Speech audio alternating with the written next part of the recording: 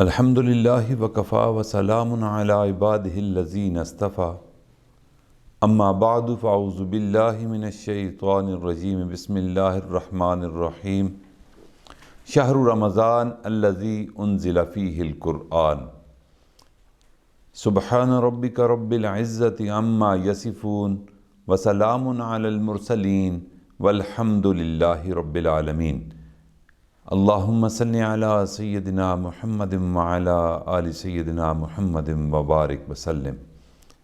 رمضان کا مہینہ شہر رمضان الذی انزل فیہ القرآن کہ جس میں قرآن نازل ہوا۔ رمضان کا لفظ رمضن سے نکلا ہے اور اس کے لفظی معنی تیزی اور شدت کے ہیں۔ عربی میں کہتے ہیں رمیزہ یومونا کہ آج تو بہت گرمی ہے۔ اس طرح جب کوئی پرندہ بہت زیادہ پیاسا ہو اور پیاس کی وجہ سے لمبے لمبے سانس لے رہا ہو، یعنی نڈھال ہو چکا ہو، بے حال ہو چکا ہو، تو اسے عربی میں کہتے ہیں رمز الطائر، یعنی پرندے کو بہت زیادہ پیاس لگی ہوئی ہے کہ وہ لمبا سفر کر کے مسافت طے کر کے آیا ہے تو اس کو بہت زیادہ پیاس لگی ہوئی ہے۔ اس طرح روزانہ چاشت کی ایک نماز ادا کی جاتی ہے۔ اس کے بارے میں آتا ہے کہ صلاۃ الضحیٰ حین ترمز الفصال، یعنی یہ وہ نماز ہے کہ جس کے پڑھنے کے وقت اونٹنی کے بچے کے پاؤں بھی گرم ہو جاتے ہیں۔ مسلم شریف میں ایک اور روایت ہے کہ نبی علیہ الصلوۃ والسلام سے روایت فرماتے ہیں صحابہ کرام کہ شکونا الی رسول اللہ صلی اللہ علیہ وسلم کہ ہم نے رسول اللہ صلی اللہ علیہ وسلم سے شکایت کی کہ الصلاۃ فی رمضان کہ نماز کے وقت میں بڑی گرمی ہے، یعنی وہ گویا ظہر کی نماز کا تذکرہ کر رہے تھے اور اس دن بہت زیادہ شدت کی گرمی ہوگی، تو صحابہ نے نبی علیہ الصلوۃ والسلام سے گرمی کا شکوہ کیا کہ الصلاۃ فی رمضان۔ رمضان کا لفظ فعلان کے وزن پر اس میں جنس ہے، اور بعض علماء نے کہا کہ باب سمع یسمع سے رمیزہ یرمزو اس میں مصدر ہے۔ یہ وہ مہینہ ہے کہ گناہوں کی تپش کو ٹھنڈا کرنے کے لیے آتا ہے۔ گویا رمضان کا لفظ اپنا معنی خود بتا رہا ہے کہ جن لوگوں نے اپنی جانوں پر ظلم کر لیا، ان کو گناہوں کی شدت کی وجہ سے وہ آگ میں جل رہے تھے، رمضان المبارک کا مہینہ اس آگ کی شدت کو ختم کرنے کے لیے اللہ رب العزت نے بھیجا ہے۔ یہ تو ہو گیا اس کا مطلب رمضان کا۔ اب روزے کے ایک لغوی اور اصطلاحی مطلب بھی ہے۔ روزہ کو عربی میں صوم کہتے ہیں۔ اس کا لغوی معنی ہے رک جانا کسی کام سے یا کوئی کام کرتے ہوئے ٹھہر جانا۔ حضرت مریم علیہ السلام نے جب بولنا بند کیا تو قوم نے کہا کہ آپ بات کریں، آپ خاموش کیوں ہیں؟ تو انہوں نے اشارے سے جواب دیا کہ انی نذرت للرحمن صوما، بے شک میں نے رحمان کے لیے روزہ مان لیا ہے۔ وہ کو کھانے پینے سے رکنے کا نام روزہ اس وقت نہیں تھا۔ انہوں نے صائم کا مطلب کیا بنا اس کا کہ بولنے چالنے سے میں رک گئی ہوں، میں بولوں چالوں گی نہیں، یہ تو ایک مطلب ہو گیا۔ اس طرح اگر کوئی گھوڑا چلتے چلتے رک جائے اور تھکاوٹ کی وجہ سے نہ چل پا رہا ہو، یعنی وہ نڈھال ہو چکا ہو، لمبی مسافت سے اس کے اندر سے انرجی ختم ہو چکی ہو، تو عربی میں اس نڈھال گھوڑے کو صائم کہتے ہیں۔ اسی طرح عرب کے جو لوگ تھے وہ گھوڑوں کو جہاد کے لیے تیار کیا کرتے تھے اور جہاد کی تیاری کے لیے مشق کیا کرتے تھے، خود بھی آپس میں ہتھیاروں سے مشق کیا کرتے تھے اور اپنے گھوڑوں کو بھی جہاد کی تیاری کروایا کرتے تھے۔ اب دیکھیں جہاد میں تو کوئی دانہ پانی اور گھاس چارہ وغیرہ میسر نہیں ہو سکتا گھوڑے کو، تو وہ ان کو گرمی کے موسم میں عرب لوگ کھانے پینے کا روزہ رکھوا لیا کرتے تھے، یعنی روک دیتے تھے کھانا پینے کو تاکہ ان کی مشق ہو سکے۔ تو جن گھوڑوں کو تربیت کی خاطر چارے سے روک دیا جاتا ہے، ایسے گھوڑوں کو عربی میں صائم کہتے ہیں۔ اور شرعی اصطلاح میں طلوع صبح صادق سے لے کر غروب آفتاب تک کھانے پینے اور جمع کرنے سے پرہیز کو روزہ کہتے ہیں۔ حافظ ابن حجر رحمۃ اللہ علیہ نے روزے کی تعریف یہ لکھی ہے، وفی شرع امساک مخصوصاً، مخصوص وقت میں مخصوص شرائط کے ساتھ، مخصوصاً فی زمن، مخصوص زمانے میں، مخصوصاً عن شیء مخصوص بشرائط مخصوصہ، کہ مخصوص وقت میں مخصوص شرائط کے ساتھ مخصوص چیزوں سے رک جانے کا نام روزہ ہے۔ یعنی خاص وقت ہوگا اور اس خاص وقت کی خاص شرائط ہوں گی، اور کچھ خاص چیزوں سے رک جانا ہے، یعنی ان خاص چیزوں کو پینا بھی نہیں، کھانا بھی نہیں، تو اس چیز سے رکنے کا نام روزہ ہے۔ اس روزے کے لیے نیت کا کرنا انتہائی ضروری ہے، شرط ہے یہ۔ اگر کوئی آدمی بغیر نیت کے بھوکا پیاسا رہے گا تو اس کا کوئی اجر اس کو روزے کا نہیں ملے گا، کیونکہ مومن کی یہ نیت ہوتی ہے کہ میں نے رمضان کے روزے رکھنے ہیں، اس لیے وہ نیت سارے رمضان کے لیے کافی ہو جاتی ہے۔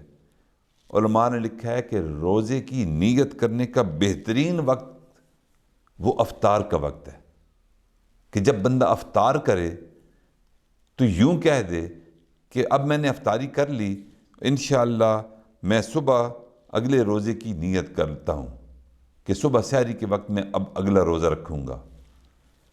یعنی اس وقت دل میں یہ نیت کر لی جائے کہ میں نے کل کا روزہ رکھنا ہے۔ اس کا مطلب یہ بالکل نہیں کہ رات بھی وہ کھانے پینے سے رک جائے گا، رات کا اس کا کھانا پینا جاری رہے گا، لیکن اس کی نیت اگلے دن کے روزے سے ہوگی، تو یوں اس کا روزہ، اس کی نیت، اس کی شرط پوری ہو جائے گی۔ یعنی ایک بندہ مجبوری کی حالت میں کھا پی نہیں سکتا، جنگل میں ہے، نہ پانی دستیاب ہے، نہ کھانا دستیاب ہے، اب وہ صبح سے لے کر صبح طلوع فجر سے لے کر مغرب تک وہ کھا پی نہیں رہا، اب اس نے نہ سحری کی ہوئی ہے نہ افطاری وہ کرے گا، تو اب یہ پورے دن کی بھوک اور پیاس اس کا روزہ نہیں ہوگا۔ اس کے لیے ضروری ہے کہ اس کی نیت ہو، وہ سحری کھائے، وہ افطاری کرے، اور یہ نیت کر لے۔ یعنی ایسے بندے جو حالت امن میں اپنے گھر میں موجود ہوں اور ان پر رمضان آ جائے تو پہلے دن سے ہی ان کی نیت ہوتی ہے کہ ہم نے رمضان کے روزے رکھنے ہیں، صبح طلوع سے لے کر غروب تک، طلوع آفتاب سے لے کر غروب آفتاب تک ہم نے روزے کے ساتھ رہنا ہے، تو اب روز ان کو نیت کرنے کی ضرورت نہیں، اب ان کے پورے رمضان کی نیت ہو گئی۔ بہت سا افطاری کے وقت صرف دل میں یہ خیال کر لیں کہ ہم انشاءاللہ کل بھی روزہ رکھیں گے، تو وہ ان کی نیت ہو جائے گی۔ میرے بھائیو، یہ وہ مہینہ ہے رمضان کا مہینہ کہ جس مبارک مہینے پر اللہ تعالیٰ کی رحمتیں، برکتیں اور فضل بڑھ جاتے ہیں۔ حدیث پاک میں آتا ہے کہ رمضان کی پہلی تاریخ کے ساتھ ہی اللہ تعالیٰ جنت کے دروازوں کو کھولنے کا حکم دے دیتے ہیں کہ دیکھو میں اپنے بندوں کے لیے ایک ایسا مہینہ بھیج رہا ہوں، اس مہینے میں تم جہنم کے دروازے بند کر دو تو جنت کے دروازے کھول لو۔ یعنی ان کی رحمت اتنی جوبن پہ ہوتی ہے کہ اللہ تعالیٰ جہنم کے دروازے بند کروا دیتے ہیں اور جنت کے دروازوں کو کھول دیا جاتا ہے۔ عجائب المخلوقات ایک کتاب امام قزوینی رحمۃ اللہ علیہ کی، اس میں ایک عجیب و غریب بات لکھی گئی ہے کہ امام جعفر صادق رحمۃ اللہ فرماتے تھے کہ ہر رمضان کا جو 5واں دن ہوتا ہے، ہر رمضان کا جو 5واں دن ہوتا ہے وہ اگلے رمضان کا پہلا دن ہوگا۔ یعنی ایک اصول بتا دیا اور قانون بتا دیا، اور پھر وہ فرماتے امام کہ میں نے اس بات کو 50 سال تک ہر رمضان میں نے دیکھا اور اسے ٹھیک پایا کہ واقعی ہر رمضان کا جو 5واں دن ہوتا ہے وہ اگلے رمضان کا پہلا دن ہوتا ہے۔ میرے بھائیو، آج دنیا بڑی سائنسدان بنی پھرتی ہے، چاند پر انہوں نے قدم رکھ لیا، زمین کے تمام نظام کو کافی حد تک انہوں نے مسخر کر لیا، علم اور فن کے عروج تک یہ دنیا پہنچ گئی، لیکن ہمارے مشائخ کو دیکھیں، اہل بیت میں سے امام جعفر صادق رضی اللہ تعالیٰ عنہ رحمۃ اللہ تعالیٰ علیہ، انہوں نے کیسی کیسی بات بتا دی۔ اور دیکھ لیجئے کہ جو بھی رمضان کا 5واں دن ہوگا وہ اگلے رمضان کا پہلا دن ہوگا۔ جب رمضان المبارک کی آمد سے پہلے ہی نبی علیہ الصلوۃ والسلام اور صحابہ اس کی آمد کے انتظار کرنے لگ پڑتے تھے۔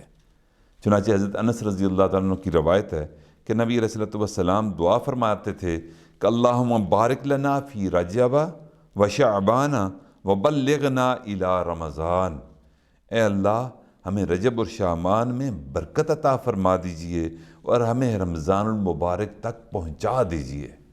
یعنی ان کو یہ احساس تھا کہ رمضان کی قدر و قیمت کیا ہے۔ اس کی آمد سے 2-3 ماہ پہلے ہی وہ بے تاب ہو جاتے تھے اور اس کے انتظار میں بیٹھ جاتے تھے اور دعائیں شروع کر دیتے، اللہم بارک لنا فی رجب و شعبان، کہ رجب اور شعبان میں برکت عطا فرما دیجئے، وبلغنا الی رمضان، اور ہمیں رمضان تک پہنچا دیجئے۔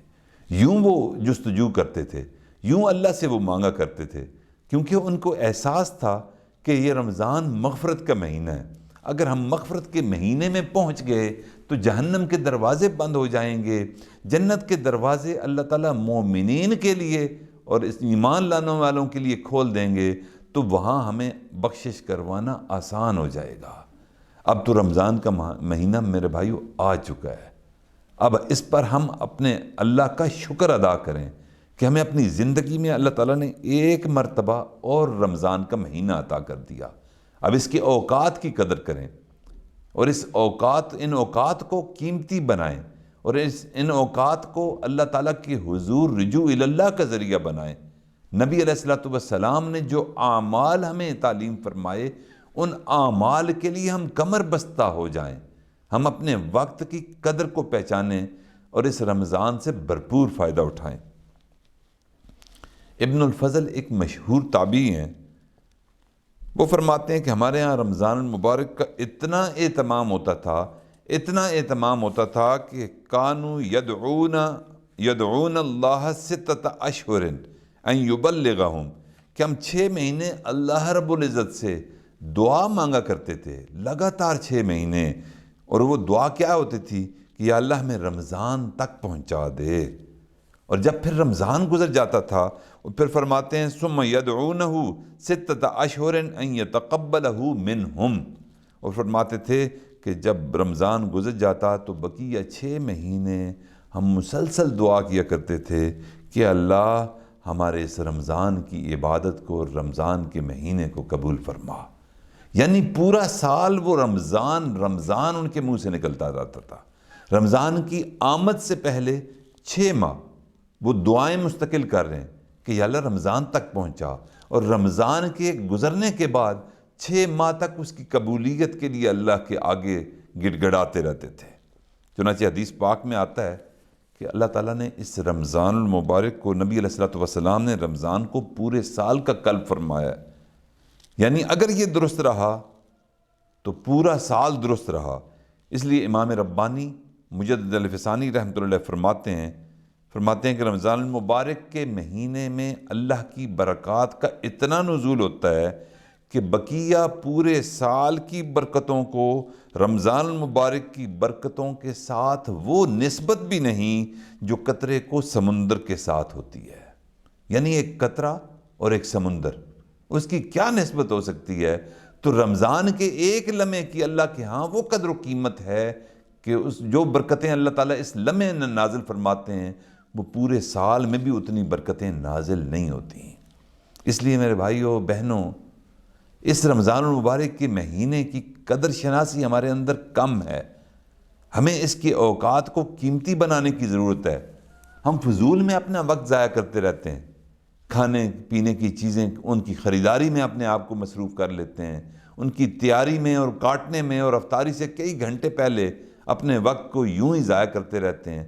تو ان چیزوں پر ہمیں اپنا وقت کم لگانا چاہیے، اور معمولات میں اور عبادات میں ہمیں زیادہ وقت لگانا چاہیے۔ اور اگر یہ مہینہ ہمارا اچھا گزر گیا تو یہ پورے سال کا قلب نبی علیہ السلام نے فرمایا اگر اس ایک مہینے کو ہم اچھا گزار لینے میں کامیاب ہو جاتے ہیں تو پھر اگلا پورا سال بھی ہم اللہ سے توقع رکھیں گے کہ اللہ تعالیٰ ہمارے پورے سال کو بھی بہتر فرما دیں گے۔ اور اس مبارک مہینے میں قبولیت دعا کا اشارہ بھی نبی علیہ السلام کی اس حدیث مبارکہ سے ملتا ہے۔ حضرت ابو سعید خدری رضی اللہ تعالیٰ عنہ ارشاد فرماتے ہیں کہ میں نے نبی علیہ السلام سے سنا، آپ روایت کرتے ہیں کہ ان للہ تبارک و تعالی اتقاء فی کل یوم و لیلۃ، اللہ رب العزت رمضان المبارک کے ہر دن اور ہر رات میں جہنمیوں کو جہنم سے بری کرتے ہیں، یعنی فی رمضان و ان لکل مسلم فی کل یوم و لیلۃ دعوۃ مستجابۃ، اور اللہ تعالیٰ ہر دن اور ہر رات میں ہر مومن کی کوئی نہ کوئی دعا ضرور قبول فرماتے ہیں۔ دیکھیں اس میں قبولیت دعا کا کتنا بڑا اشارہ ہے۔ اب دیکھیں ہم روزہ گزار لیتے ہیں اور پوری رات گزار لیتے ہیں، پوری رات میں بھی کوئی دعا نہیں کرتے اور روزے کے دوران بھی اللہ کے حضور کوئی دعا نہیں کرتے۔ اب یہ ہم پر منحصر ہے کہ ہم اللہ رب العزت سے کتنا مانگتے ہیں، کیا مانگتے ہیں۔ قبولیت دعا کا اشارہ تو دے دیا گیا ہے، ہمیشہ مانگنے والے کو اپنے دامن کو چھوٹے ہونے کا شکوہ رہا ہے، مگر دینے والے کے خزانے میرے بھائیوں بہت بڑے ہیں۔ ہم اب مانگتے نہیں، وہ دینے والا تیار بیٹھا ہے، اس کے خزانوں کے کیا کہنا۔ شاعر کہتا ہے کہ ٹوٹے رشتے وہ جوڑ دیتا ہے، بات رب پہ جو چھوڑ دیتا ہے، اس کے لطف و کرم کے کیا کہنے، لاکھ مانگو کروڑ دیتا ہے۔ اللہ سے دعا ہے کہ اللہ تعالیٰ اس رمضان المبارک کو قیمتی بنانے کی توفیق عطا فرمائے اور اس کے اکثر دن اور رات کے اوقات میں ہمیں دعا مانگنے کی توفیق عطا فرمائے۔ وآخر دعوانا الحمدللہ رب العالمین۔